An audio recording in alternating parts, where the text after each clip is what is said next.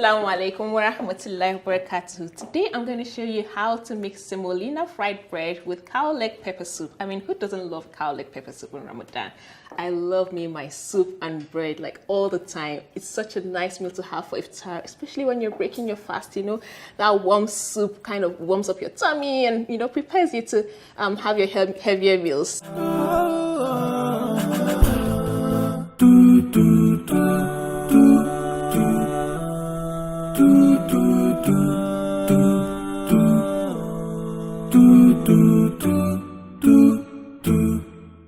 So I'm just gonna get a bowl. I'll be using about 2 cups of flour, your regular flour, sieved already. So, and then 1 cup of semolina goes into, right? Okay, so this is done.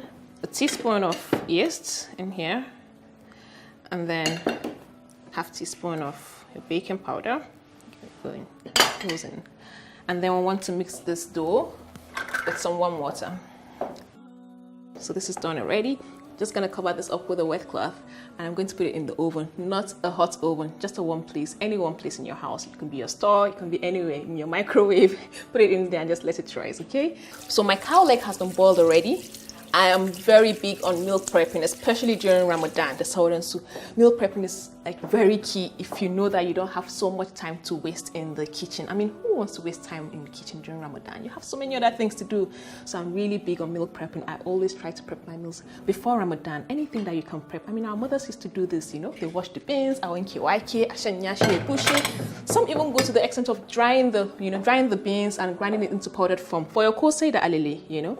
And my cow leg, if you know you are going to be making use of cow leg, save yourself the time, or boil it when you have time, and you can refrigerate it and bring it out anytime you want to make soup or add it to your sauces, you know. This has been cooked already.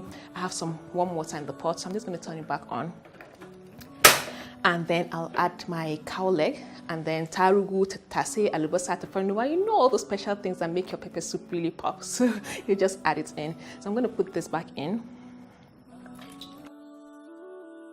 So I'm just going to roughly blend my tatase, the tarugu. I don't really want it whole, so that when I'm taking the soup, I'm not saying, you know, large chunks of tatase, the tarugu. So I'm just going to roughly blend it. Okay.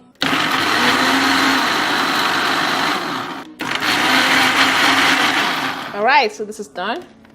So this goes into my pots. Good. Boiling nicely. Okay, so now to my other ingredients. Let me drop this here. All right, so some onions.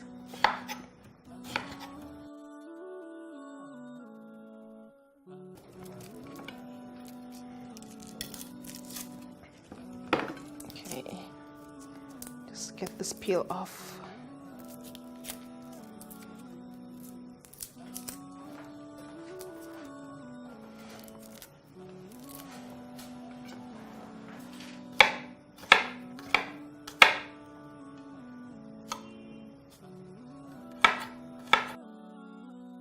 All right, so just about 1/2 inch of your chitta.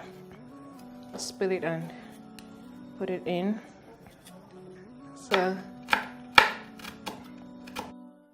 all right, so my onions, garlic, ginger is cut. So when Muzabakoi, this is boiling nicely and this is so nice, like so nice. But of course, what's pepper soup without Maggi? So let me add my Maggi cube. And then I have here some pepper soup spice, so we'll add that to it too. So some Maggi to go in.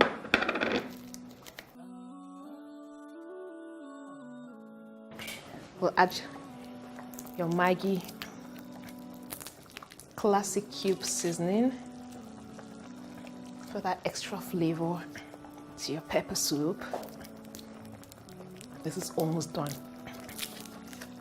So just always ensure that you have your Cowleg or cayenne chicken all pre-cooked in your fridge. So when it's time for you to make your pepper soup, sharp, your iftar is ready. Just gonna add a little bit. All right, this is good.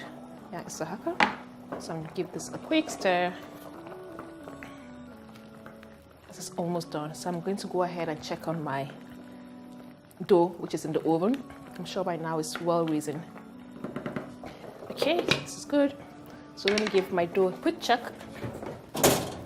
All right. Oh, okay, this is nice. Soft, really pliable, well risen. When we come back, my pepper soup will be ready and I'll be frying my dough. So I'm making my dough. So you just want to make them, form them into balls first and then just flatten it out. You don't have to use if you don't have a kneading pin, you can use your hand. So it's not too technical, anybody can do this. So just flatten it out into round shaped discs. And you can just dip your hand in some vegetable oil to help you stretch it out, okay? Not a very pretty circle, but it will pass. All right, so you can then roll it into balls. Okay. So you can start having chicken mangetta and flatten it out. So mangetta is up here already. So I'm just gonna add this into it and then I'll fry it. All right, so this is good. So let's see. All right, so let's see. This goes in. Okay. And then this one. Okay. And this one. All right, so this one goes into, all right. Okay. Okay, so just gonna add my scent leaves to my finish off my Cowleg pepper soup, and my semolina flatbread is frying. I want it to be golden brown, so it has this golden brown look. It's so nice to look at. Just gonna add this in. Okay. Add this in. When we come back, my pepper soup will be ready and my semolina flatbread will be off the heat too. Okay, so let's give this a quick look. This is, oh, it looks so good. It's golden brown, just the way I like it. Wow. Trust me, it tastes good too. Perfect meal for iftar.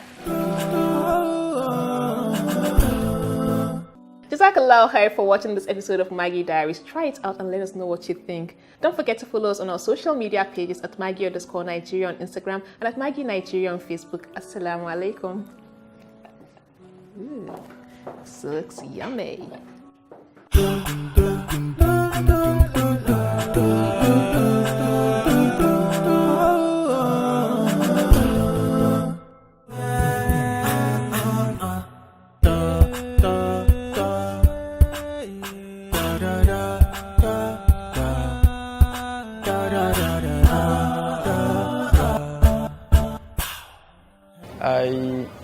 I am a lecturer. I work with Bayero University in Kano in the Department of Pharmaceutical Sciences.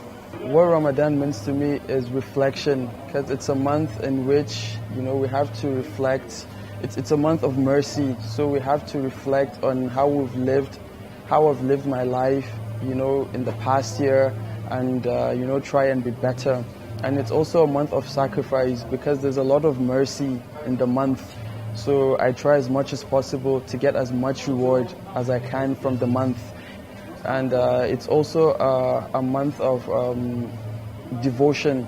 Like, I keep myself in deep devotion, and I try to do as much as possible to try and get closer to my Lord, to give up bad and old habits, and generally be a better person.